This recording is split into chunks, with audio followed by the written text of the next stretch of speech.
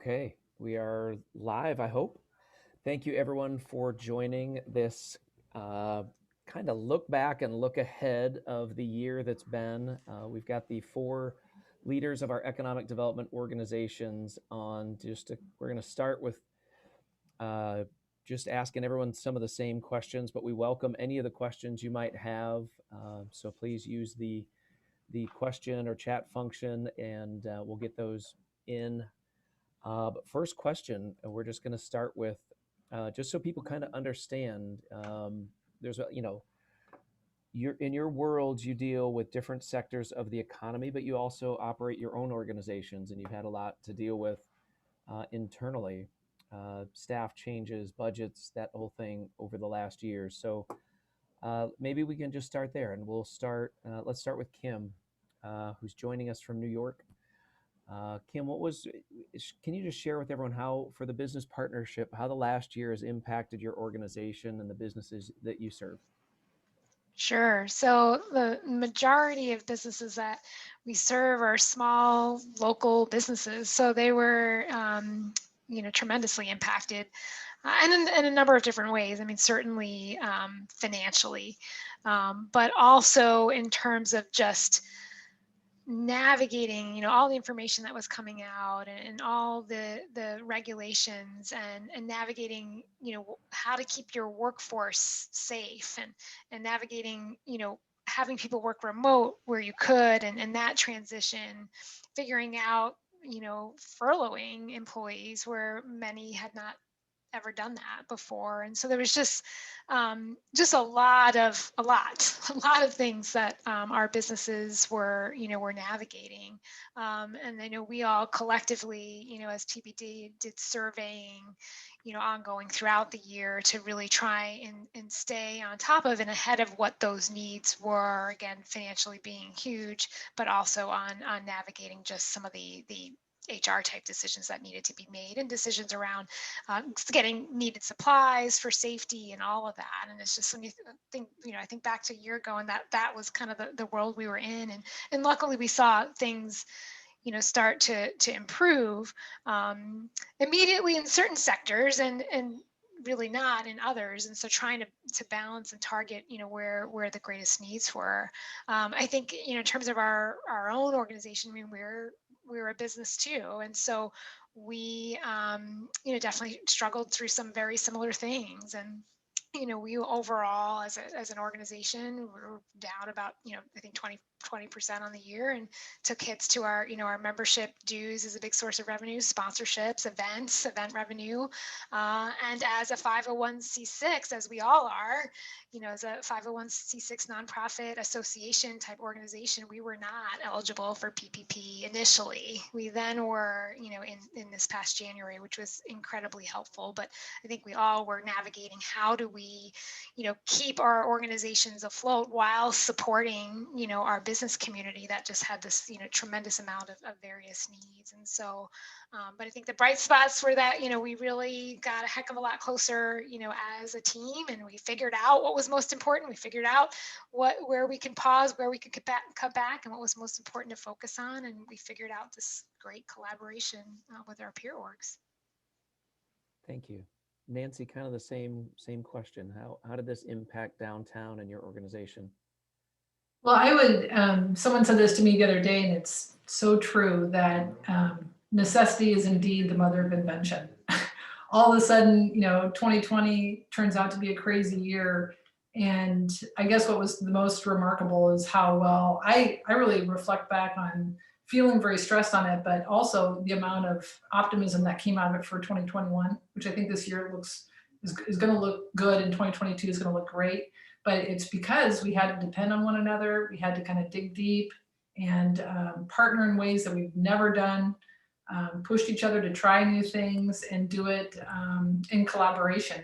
And all those, kind of the petty stuff around competition kind of fell away for a while, because we literally all had to figure this out. So I think it was a remarkable year. I'm so glad it's 2021 and it's behind us. But our organization clearly has changed in ways that we took on new service points that we didn't even imagine. In fact, we're reflecting over the past years, kind of gearing up for the Seated Downtown in June. And it's hard to even compare it to past years because we don't have that much. But there are some new things that we did that we'll look at changing forever. We've got retail and delivery. We've got an online market now that can help with sales. And our events, those that even have shifted in ways that have worked.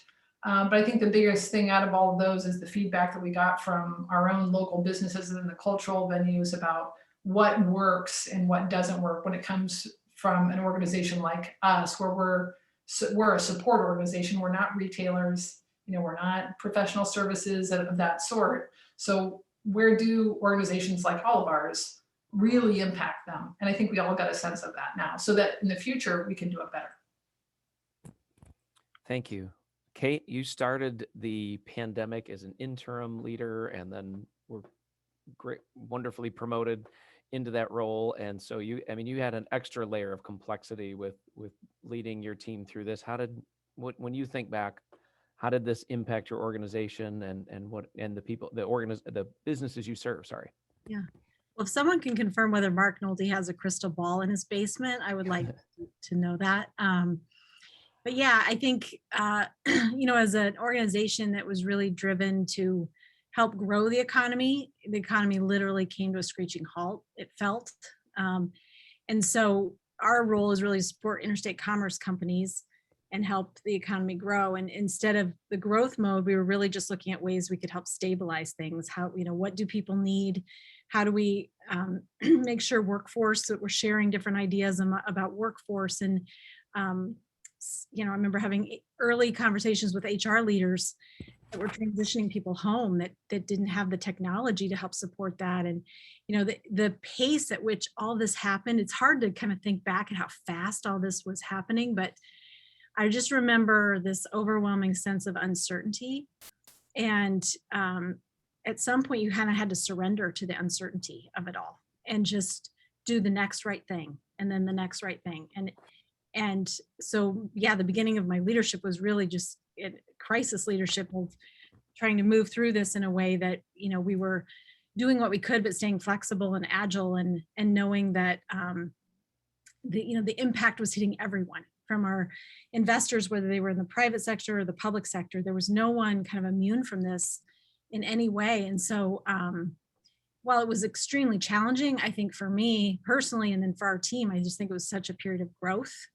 And like Nancy said, there are certain things that we know, wow, we tried that, it worked better, we're going to keep doing that. And so trying to hang on to those lessons moving forward and recognizing that, all of us were just really doing the best we could with what we knew at the time. And again, just like we've all said, this partnership, being able to be a new leader in this role and be able to rely on all of you to bounce things off of and have that kind of both therapy and the ability to just meet and kind of process things together was really critical. So yeah, certainly an interesting way to start this role.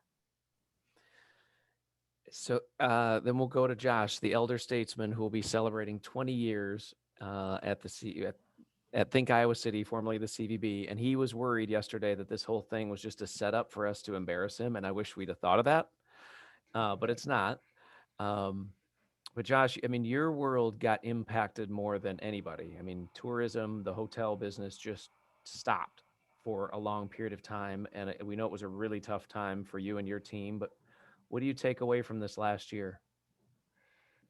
Well, like has been mentioned before, I kind of tried to focus on the positives that came out of a crazy 12, going on 14 months. I think certainly you have the pandemic, but then the murder of George Floyd and, bringing back to light again, the, racial inequality that exists in our community and our state and our country just compounded the challenges over the summer. But, we're all kind of type A personalities, and I try and tell my wife, and she tells me the same thing. And that is, focus on what you can control. And we want to try and have solutions and help as much as we can. But, to what Kim was kind of speaking to, we were trying to provide as much help and support as we could to our constituencies and our communities, but we also had our own organizations that we were trying to figure out and went home at night trying to figure out how we survive.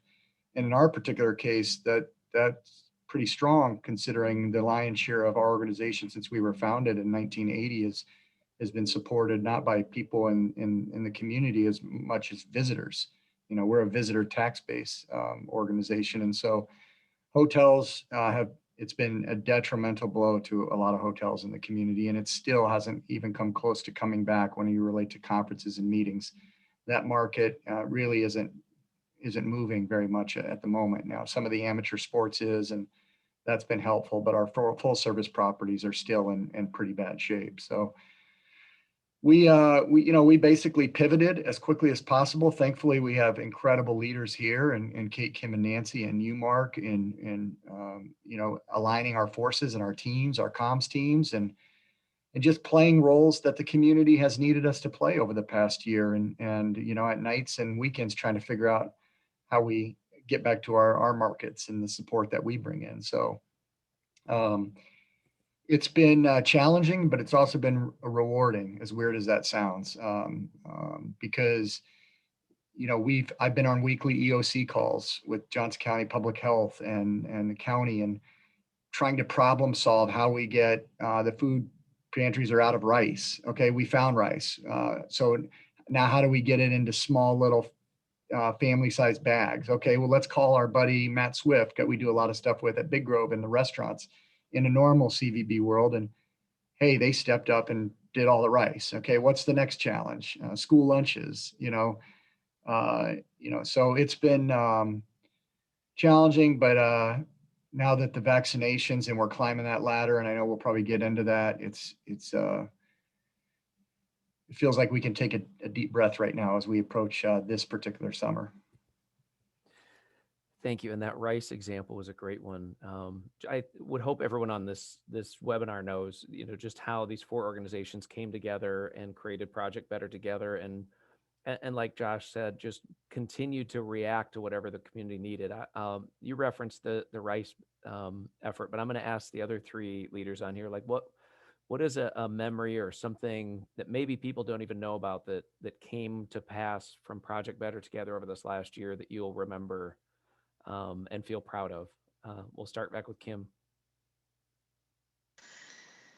Gosh, yeah, there were so many things. I mean, I think in terms of most proud of, and what maybe had, I think, one of the larger impacts is the Holding Our Own gift card campaign we did that generated, I think it was over $800,000 in economic impact. And then as a piece of that, we were able to give, I think it was $52,000 to 33 BIPOC and immigrant-owned businesses. And so that was really special, a really special project. And that was one that our collective comms team worked incredibly hard on.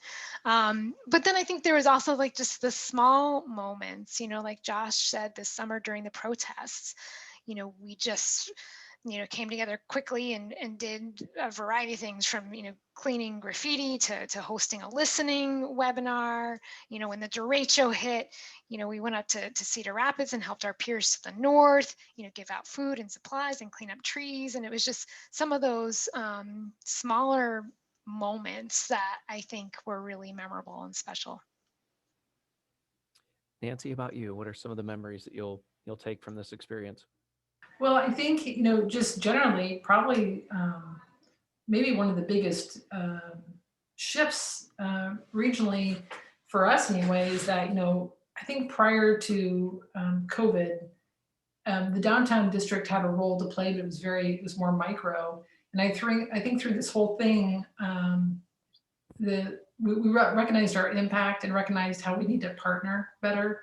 And so by working through Project Better together and the community leadership, that those bonds are starting to happen now, that maybe haven't happened exactly like this before, have been really great, because that flow of information to share how we can help one another in real meaningful ways, I think is something that should continue.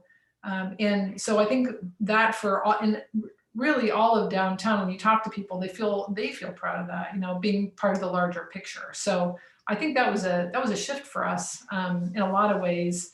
And so, but there, more than anything, there are so many, I think Kim said that just the small moments of connecting with people over all of our, just various vulnerabilities that occurred, especially in the learning that has occurred through the Black Lives Matter movement, sharing how we're all like feeling and doing through those times and supporting one another has been moving for me and meaningful for me, and I feel like a different person. So in a really good way. So I think that I would pin it on those two things.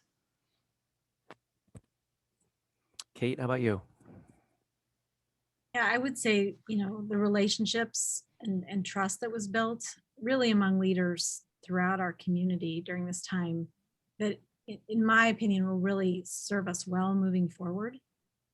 When you are able to come together in a crisis, it changes, just like Nancy said, the way you kind of look at how we all exist together and what's possible.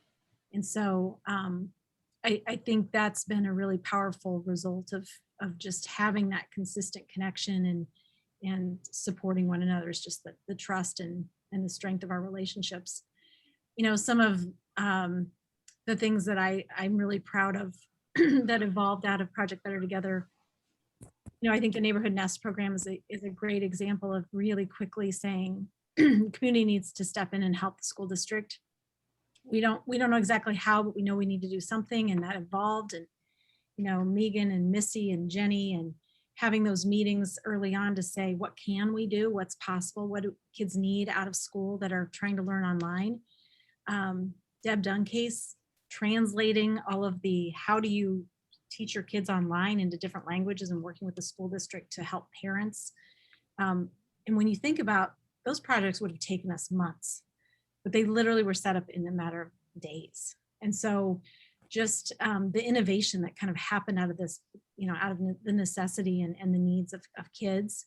And then really proud of just the work that was done to support our healthcare community, adopting a healthcare worker. I know that was a really powerful project that a lot of people had a lot of great, giving is something that, comes back to you. And so just being part of that, mentally in December when things were really, really hard, things were not going well, and they were tired, and being able to kind of be part of that solution, or being able to help lift them up, I think at that time was really good for our community. So those are a couple that stand out for me.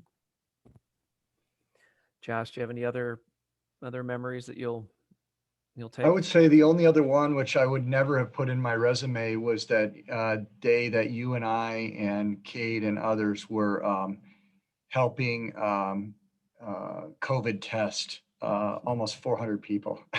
We had an opportunity in December through, I believe, the Bill and Melinda Gates Foundation gave a company in Iowa a bunch of money, but they had to provide 100,000 free tests to asymptomatic people. So just anybody could come down, and that was a lot to pull off in about 13 days from the moment we found out about it until the moment we test, and trying to rally people between Christmas and New Year's, because they wanted to test exactly 2 weeks after the Christmas holiday. And we did it. And we did it because of the organizations that are involved here, and particularly our communications and marketing teams. We all are the CEOs of our organization, but the staffs that we have and the way that they came together, they make us look good, and they are really to credit for the great majority of the successes that we've had this year. And certainly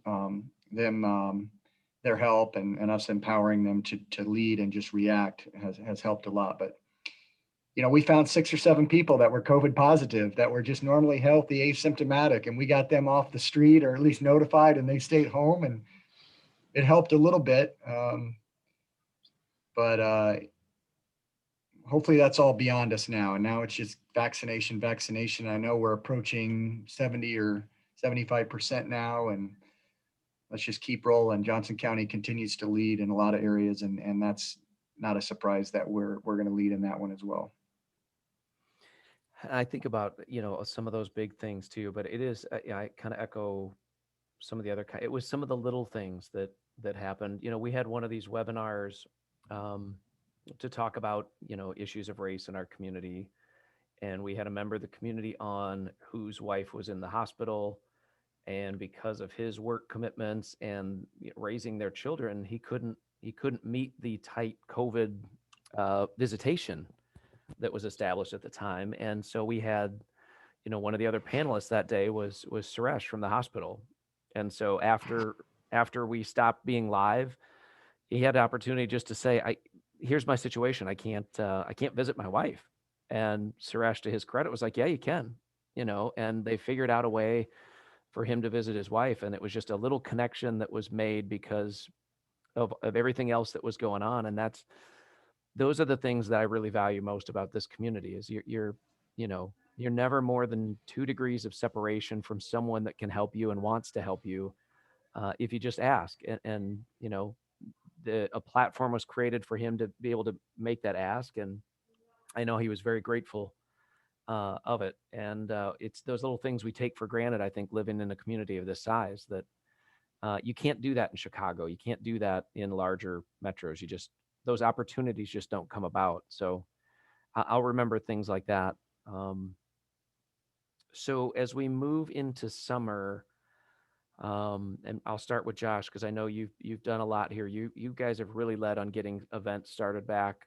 You've done some things at the arena. I mean, where do you see things going? What would have been the initial experiences of bringing people back together around events?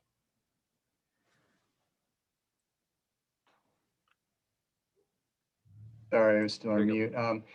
Yeah, I mean, as you know, COVID numbers continue to trend downward, and more people are vaccinated.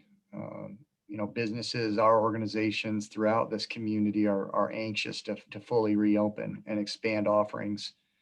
So, the goal is once again to welcome visitors and event goers who will bring and do bring a much needed economic boost to local businesses. So, plans are underway to hold a full slate of events throughout the rest of this year. And, we know how to do that thanks to a number of successful events that we have gone over and above and worked with Johnson County Public Health that have already happened over the past 4 months. And whether it be the new Extreme Arena in Coralville or outdoor events like we just had this past weekend, we had over 700 cyclists participate in a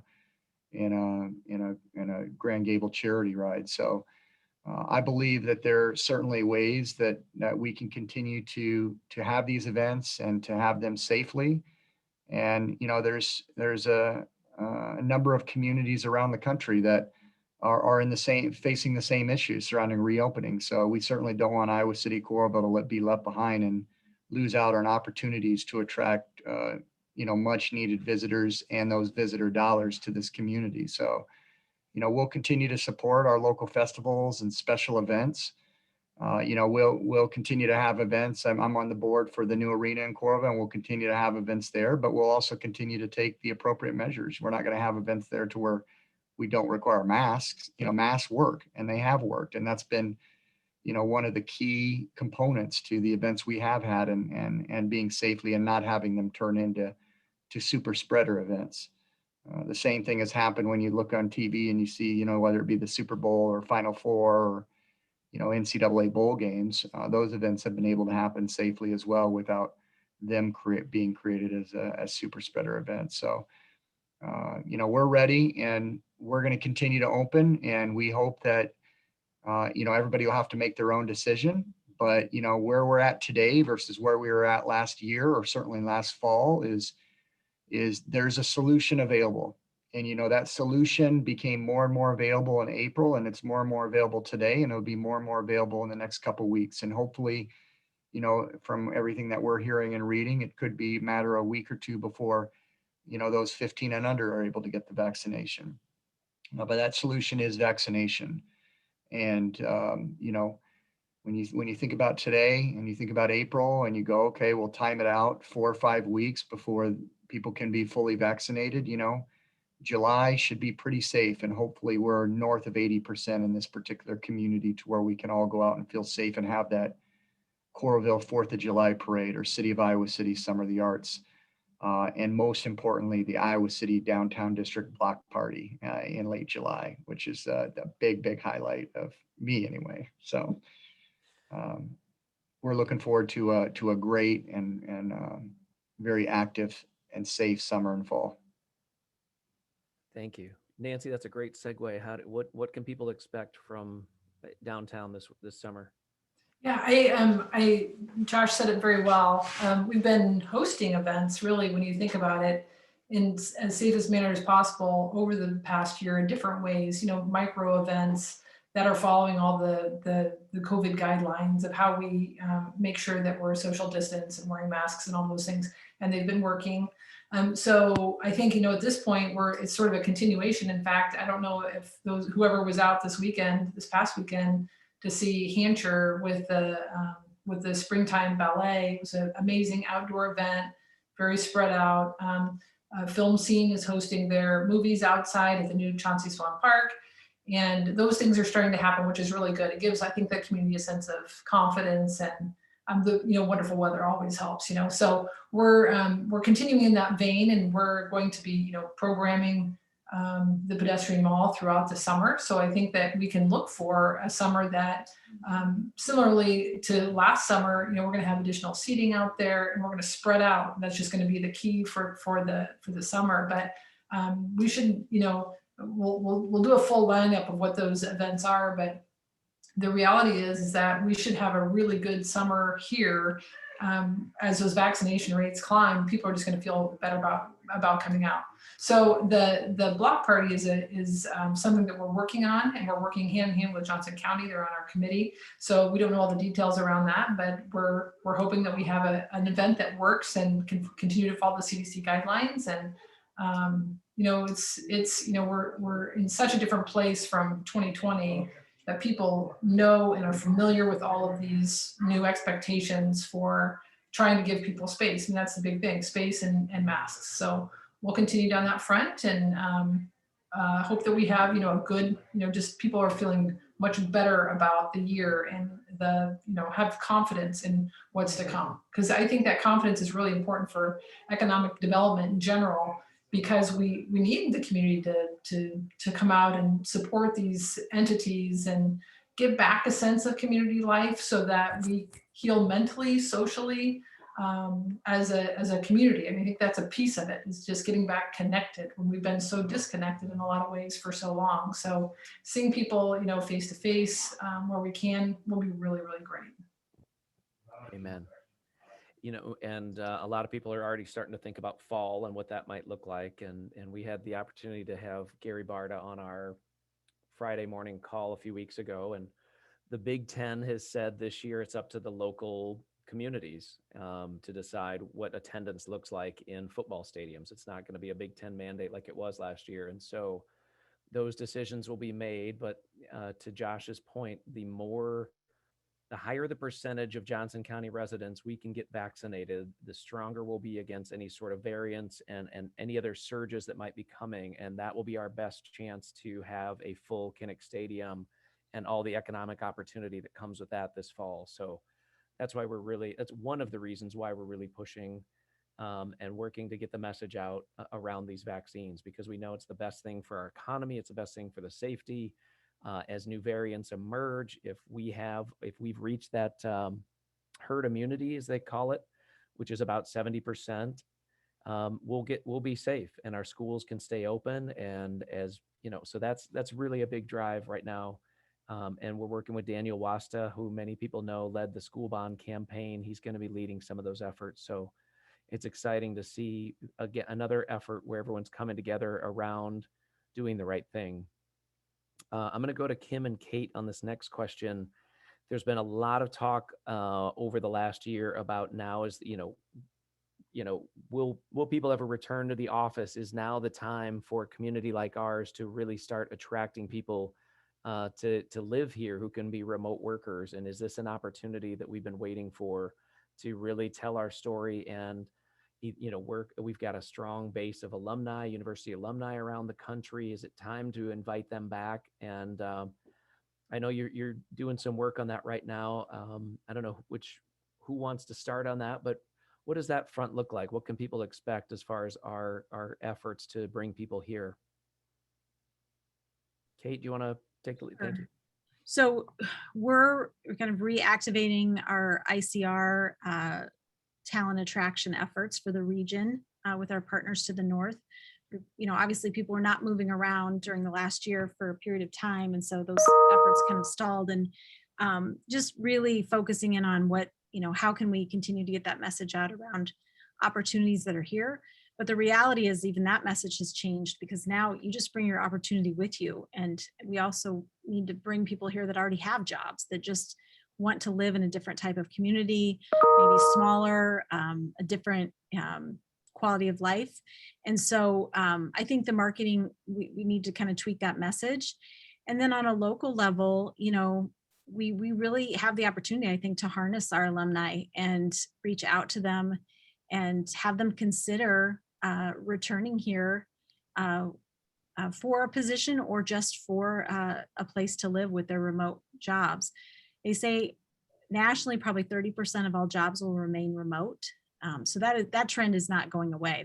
We will just see that number probably grow from this point forward. We're definitely seeing a little bit of a return to the office slowly and carefully.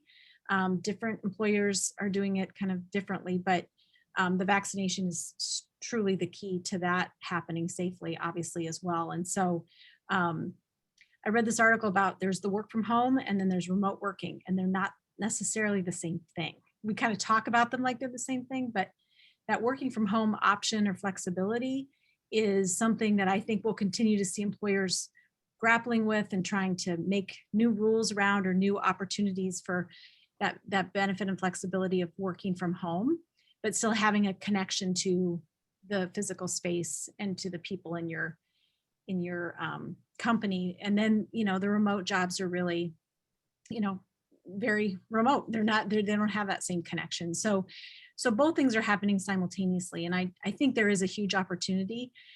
Lots of incentives are out there. There's so many different programs. I think we just need to really think about what feels authentic and real for our community, and how do we draw people here that we know are a good fit for our community. Maybe they already have a passion for this area because they went to college. Maybe they're writers, maybe they're artists, but thinking through how and who we want to attract, so we can be a little bit selective in how we look at that. Kim, you've been doing a lot of research on the incentives and what other communities and economic development groups and chambers are doing to recruit people. What are some things you've learned that you think we might be able to model from? Yeah, I think Kate just summarized it really well. I mean, there is, I don't know the exact number, but a large kind of migration shift going on, especially, people going out of the cities. And so, and I think there's a variety of different types of incentives. Like you see the ones, was the one in West Virginia most recently announced, a pretty large kind of incentive payment package for people to move there, and that's just direct payment, direct cash.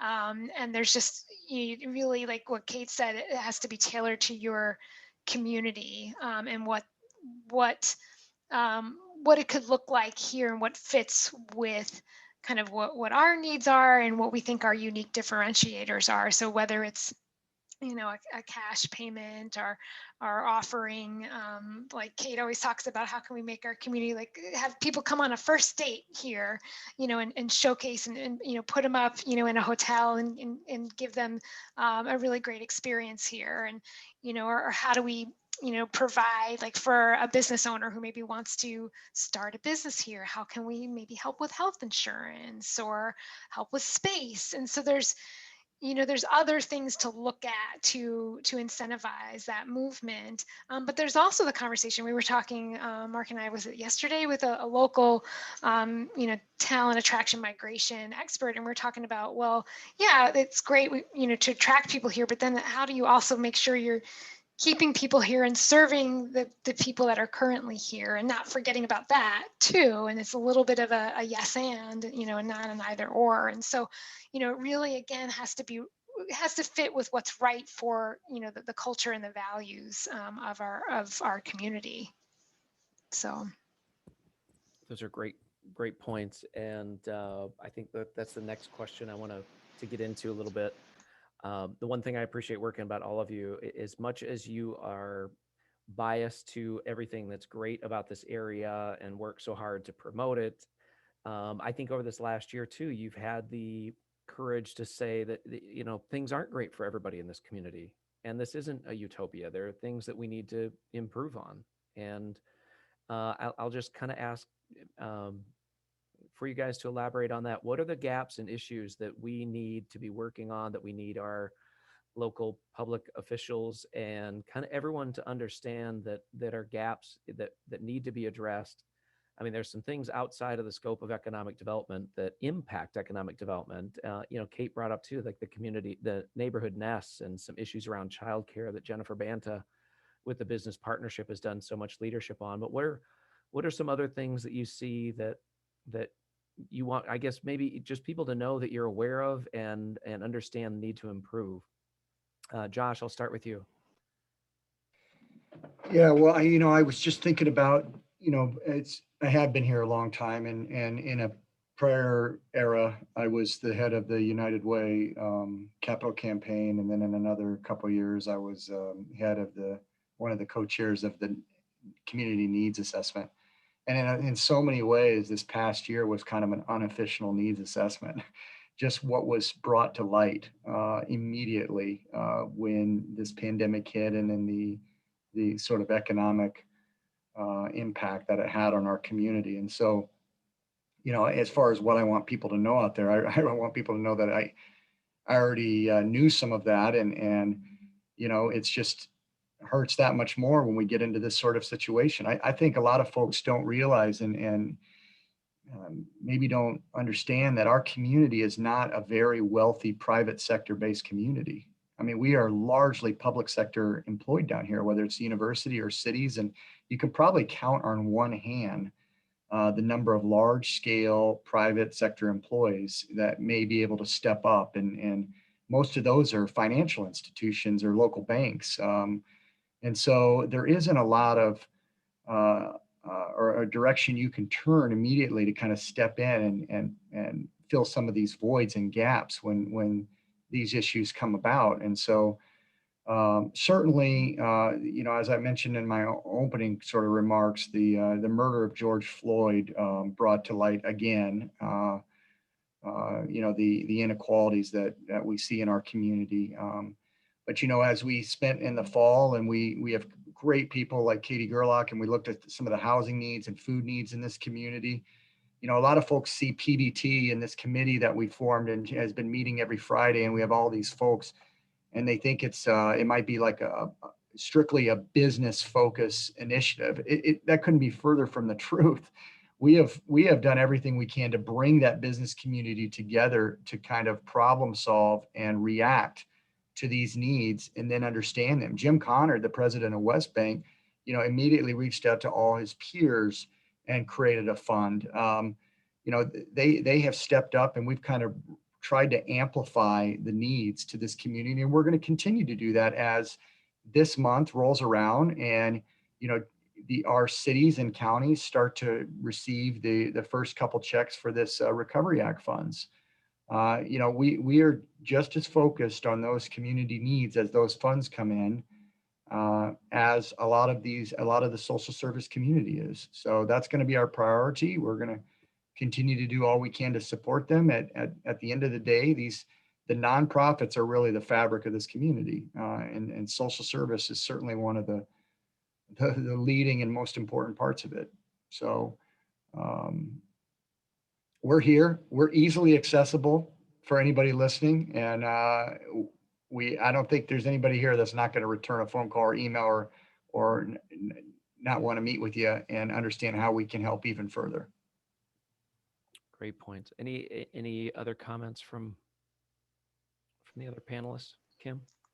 Yeah, I would say I think we've collectively done a lot of learning and thought around, what inclusive economic growth looks like. So knowing kind of coming out of this pandemic and recovery, how do we not just grow our economy again, but how do we make sure we're lifting everybody up and that it's inclusive, and how do we make sure that we're from a business standpoint too, supporting our traditionally underserved businesses. And so an important initiative we've got running right now that's part of PBT is an initiative to help improve that support ecosystem for our BIPOC and immigrant owned and Latinx owned businesses, because there's a lot of them there and they're growing, and how do we help foster that, and how do we just make sure we're serving all sides of our economy. And so, how can we be known as a community for figuring that out, having it not just be a buzzword, but really doing, inclusive economic growth. And so I think that's of incredible importance, and then also what we continue to hear from our employers and our businesses is workforce. It was an issue prior to the pandemic. It's still an issue. And it really comes down to sheer just population and size. So again, going back to that talent attraction component, I mean, our unemployment rate is back to being, fairly low. And we have a lot of people who came out of the workforce, for various reasons, and particularly women with childcare, needs. And so how do we grow our workforce and attract people here, and just continue to also have diversity and equity inclusion in that regards as well. Yeah, I would just add to that. I think part of our role is collectively looking at what are the barriers that have been exposed during this time. What are the barriers to education, barriers to skills, growing your skills, being able to move up in from an employment standpoint, and then what are barriers to starting a business, and working with a group right now on what are barriers to building Black wealth, what stands in the way, and how can we help break down some of those barriers that have existed for a very long time. I think that's the challenge in front of us, to really, like Kim said, be inclusive in how we look at how are we doing. We have to bring everyone along, and it's going to be hard work. It's going to be messy. We may try some things that don't work, but it's too important for us, I think, for our overall health of our future to not address that. And we've got a year of kids that have lost learning. How does the community wrap its arms around that and help really provide extra support for kids who are going to need it? And they're our future workforce. And if we're not paying attention at all levels here, then we're not going to succeed in the same way. So all really hard things, but I think collectively as a community, we have so many great partners and the ability to really tackle these challenges as we move into the recovery period. Nancy, anything to add there? I think it kind of goes along with what others have said, but making sure that our efforts moving forward, and I think it's been a large part of our success to date, is just maintaining and strengthening that people first approach. Whenever we're talking about economic buzzwords, at the end of the day, when you're retaining a business, you're retaining people here and the things that they need to make them feel good and whole. It's not always the bottom line. It's not always a dollar amount, but like, how do they feel like they belong in the community? And similarly, when you go out to attract new people, like what's going to make them successful here, and think about it in a people first kind of way, so that when they get here, they're happy and they're connected. And we've done our best to make sure that we're making sure things are equal for everyone. All of those things that really matter, just keeping that people first approach first and foremost. Thank you. Please, if you have other questions, please put them in there. We've got a few in the chat. And the first one's great. And I'll go back to Josh on this one. So, so much talk about all the cooperation and collaboration. How do you ensure that continues, kind of now that we're through the crisis stage and things don't just go back to, the way it used to be, where there were silos and maybe some competition and rivalries. So how do you keep that cooperation going? Well, I think it's going to be an ongoing maintenance project because we have benefited, and that's been the greatest thing that's come out of the past 14 months is the the new sort of coined economic development phrase is collaboration is the new currency. Well, I'd like to think that the particular organization I lead, the only reason we've been successful for the 20 years I've been here has been because of collaboration and because of developing partnerships and meeting folks and developing programming from that. And, I think Kim and Kate would echo this, and Nancy, but we have come a heck of a lot even closer together now. And we've been meeting, trying to figure out how we strengthen that even further and align even more so our teams and staffs. And the weekly calls that we have between town and gown and private sector and nonprofits, there's been a lot of great relationships that have already been developed out of that. And we're going to continue to do everything we can to strengthen it.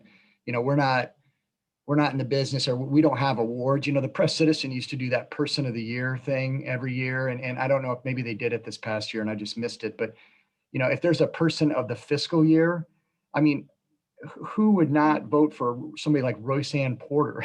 And what Royce-Ann Porter has done and the bridges that she has created this past year. I was just down at the Johnson County Fairgrounds. She went and got a semi-load truck of food to do a food and vaccination drive. I mean, and everything, the way that she has led, I didn't know Royce-Ann as well as I do now before the pandemic. And we're going to do a lot together. We have been, and we will continue to do that. Same with the Katie Gerlach and Chrissy at the shelter house. And, all of the early on sort of displacement stuff when the shelter house was really full for COVID. And I had to quickly find hotel rooms in town that had individual air systems, just a lot of weird things. And I just spoke to Chrissy again this morning. I mean, we're doing a lot more together. So I will personally do everything I can to continue that collaboration happening. Too many times in this town, people think that their world ends and begins and ends at their municipal boundary. That's not the case. We are a community, not a city. And so everything we do has to be with a community hat and how it impacts our neighbors in this particular community. And I'll definitely be there. Well said. Mark, I would just add to that. I think the more data we have helps strengthen the case for collaboration. So over the course of time, I think that people will learn these things. When you leverage, everything goes farther. But adding data to it definitely helps kind of ease tensions in minds. Like actually, when you start to learn about what collaboration means and start to measure it, there's a clear case to be made. So part of it may just be education, but we've got a good start here for sure. Yeah, and I would add to that saying too that I think having a shared vision is going to be key. I mean, I think about, I wasn't here for the floods, but I got the sense, I came shortly after, I got the sense there was, a ton of, collaboration. And then, as everyone got back to their day-to-day worlds, just kind of went back to the normal silos. And I think, by and large, as far as comparison to other communities go, we've got good relationships here, but like, why does it have to be why do we have to wait for a crisis to happen to be able to really do stuff together? And so that's such a good question, is how can we be proactive around that? But I think having a collective shared vision that ties everyone together, everyone's working towards the same goal, and it's visible and it's actionable and it's inspiring, is kind of what we need. Like, what do we want this community to look like, feel like, be like 5 years from now, 10 years from now, whatever that timing is, and then collectively driving towards it and having that framework and that process and the data, to Nancy's point, to show, are we making movement towards it? I think that's going to be really critical, for us. And having that, the process, the framework also being that collaboration, like that's a value. That's how we do this work. Better way into that. I think, I agree. I think, it comes down to trust. So those strong relationships, being able to have good communication. I think we found that, true collaboration requires such incredible communication. And then, you can be cooperative, but with a common purpose, you really can collaborate. So I think we've all experienced the power of this, and none of us are ready to let that go, because we see the impact it can have and the creativity it spurs.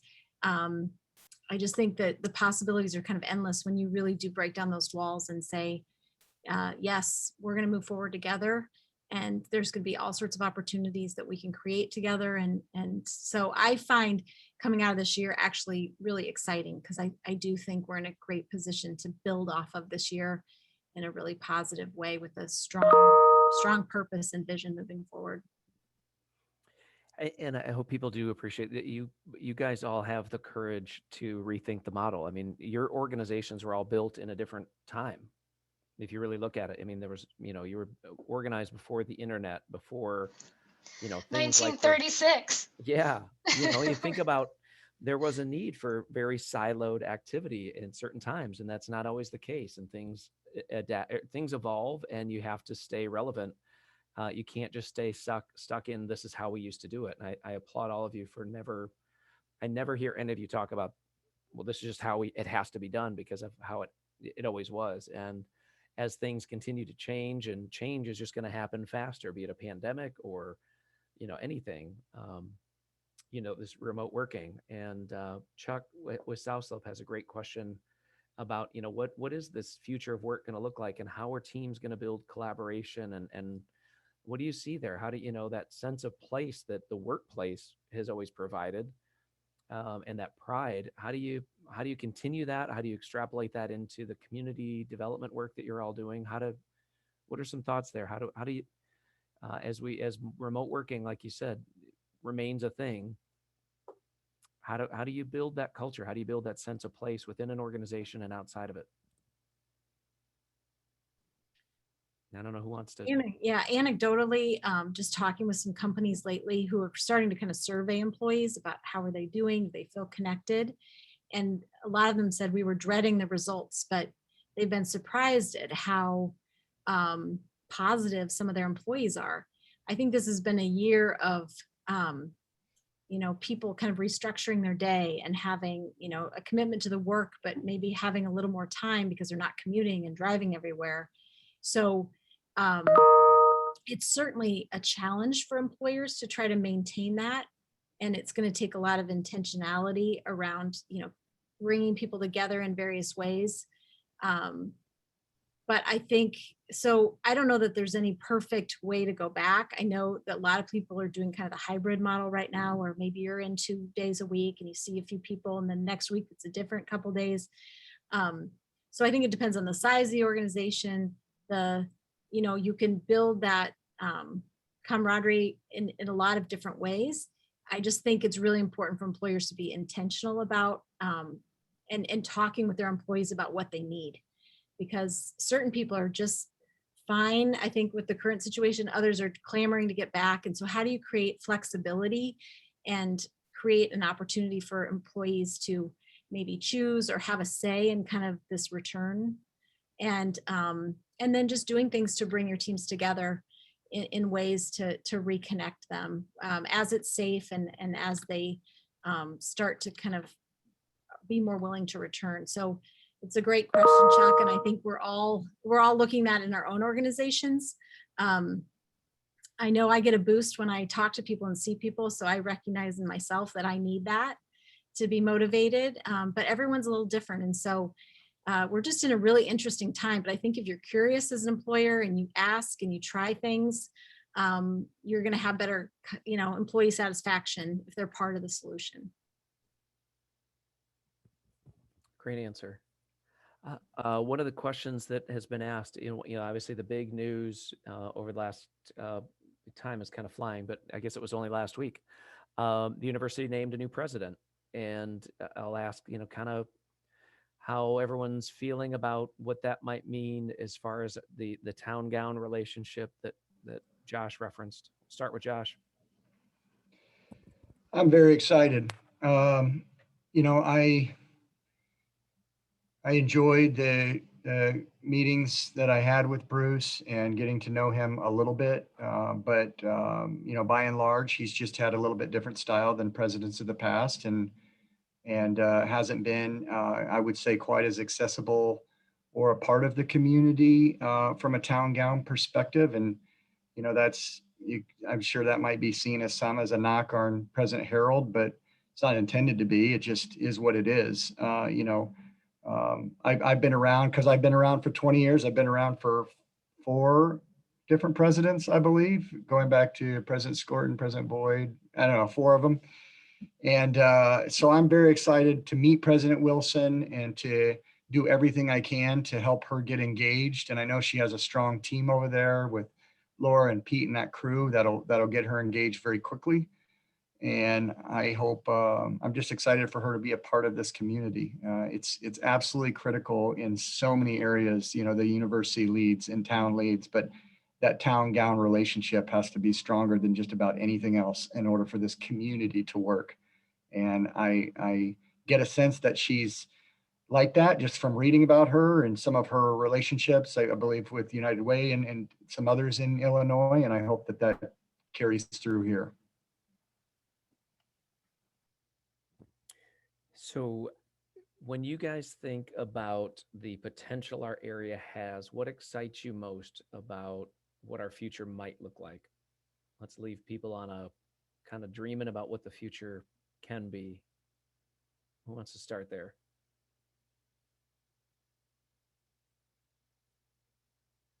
Well, I'll throw something out real quickly and keep it brief, because I think this is, what the Iowa City area is known for, the University of Iowa, the Writers Workshop, and many other things. So I think the true integration of how the university operates, and if it's sort of embedded and reaches out within the community, that's a huge success story. I think all of us are excited to meet President Wilson and to work with her. And that has always been the case with whoever the president is or was. And so, being embraced back, I think, will be key. And the R&D and all the things that can come out of it, the student learning, there's incredible opportunities there if we can really align our relationships. Great answer. And Kate, there was so much news over the last couple months. I hope people caught it, but you received a giant federal grant to advance your efforts in education technology. Do you want to share with people who may have not caught that? Sure. Well, and I credit you for starting us down that road, but really looking at what our assets are and why we're such a great place to be. One of the strongest assets we have is education. And so the university, the startups that have come out of the university in ed tech, building off of that for both the Iowa City area, but also statewide, is really what ICAD's tasked with over the next few years. And in order to really move that initiative forward, we were fortunate to receive some federal funds over the next 2 years to hire someone dedicated to that and really amp that work up to grow that industry. It's certainly been disrupted over the last year. And so what was already a very fertile industry to try to grow here, we've just expanded that immensely. So huge opportunity there. And I think when we look to our future, we have the chance to kind of write our story as a community coming out of this. I think it's really important to really spend some time thinking about what is it we value. Are we actually investing in the things we value? And do those things, will they draw people and businesses here? And will we be supporting our entire community as we do that? So I think our commitment to sustainability, social justice, strong nonprofit community, and being a very welcoming place to be, those values position us well for the future. And so I think there's so many exciting opportunities ahead. We need to kind of be the captain of our own ship at this point and decide who it is we want to be, and then work together to get there. Great points.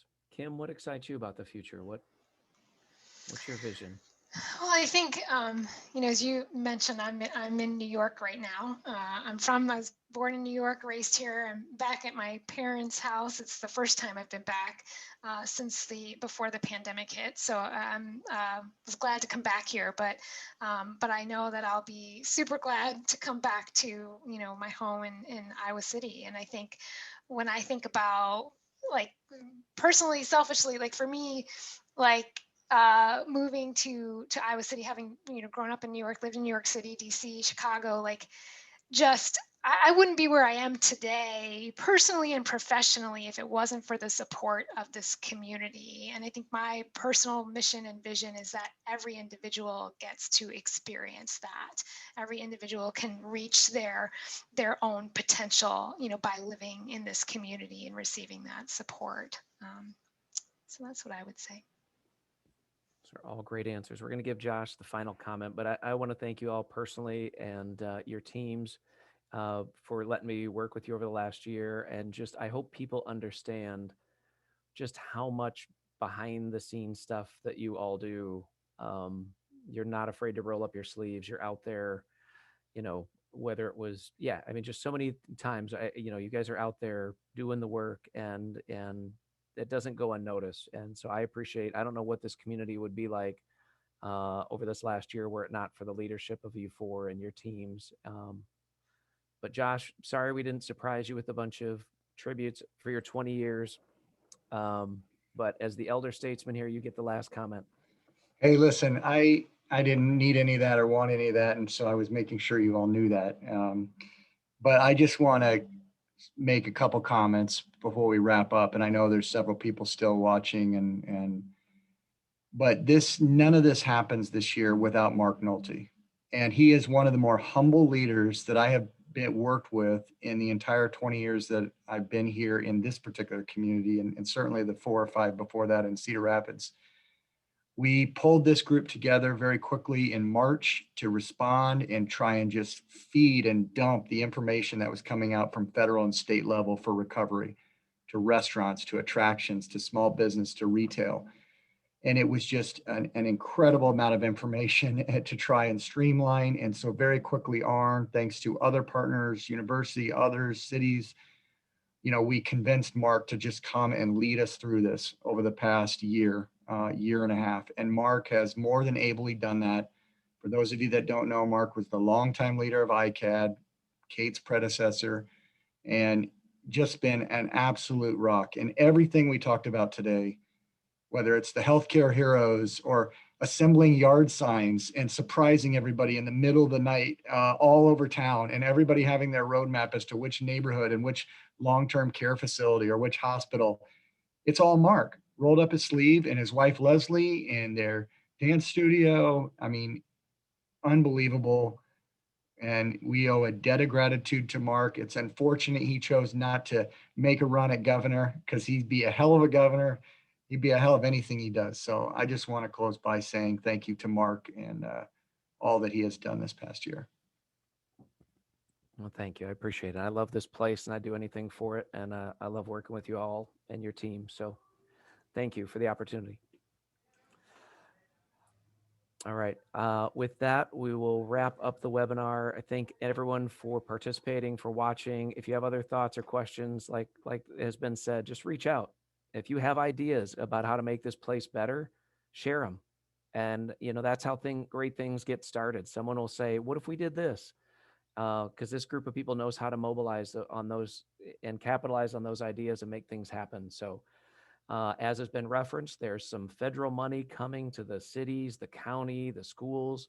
So it's kind of a unique period right now where if you've had some idea in the back of your mind for a long time that would make this place better, there might be money for that right now. So let's not miss this opportunity to invest in ourselves and keep working together. And please get your vaccines, talk to your friends and neighbors who might be a little bit hesitant.